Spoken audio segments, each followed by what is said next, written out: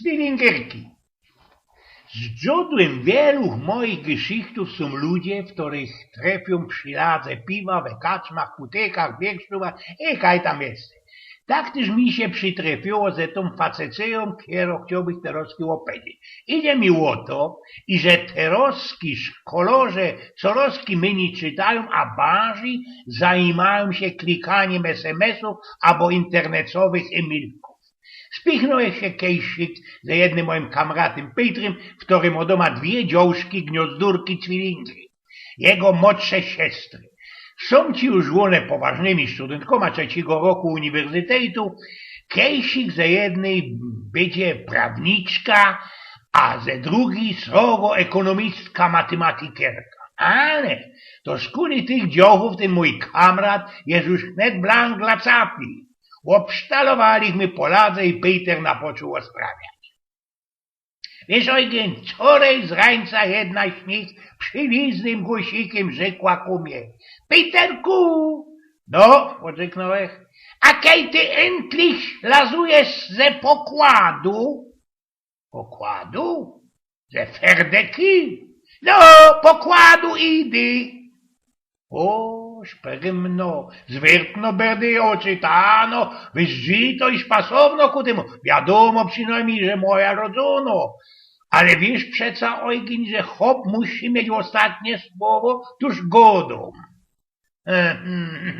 Procność z czegoś, co jest tak festelnie nisko, tyle metrów pod ziemią. Pod ziemią, bracik? Jak to pod ziemią? No tak to. Moje niewymiarkowanie przełożyło się bezpośrednio na fantazję wypowiedzi. Coś ty to tak, bracik, fanzolisz? Pod ziemią? Pod jaką ziemią?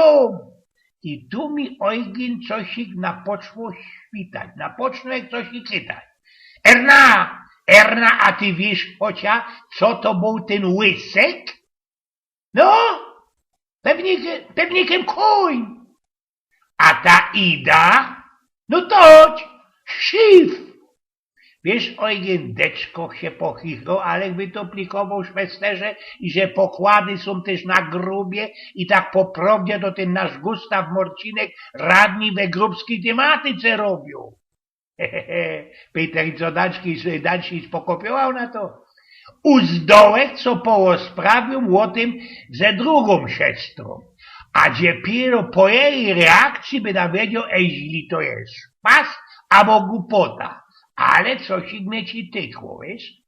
Krista, to ty pewnikiem wiesz, kto to był ten łysek ze pokładu Idy. No przecam, koń. A ta cołko Ida? Szyf. No i to srogi ku temu. Ciesz, Eugen, zaroski idzie spomiarkować, że to są zwillingerki, prawda? A mądre. Eugen z Pnioków.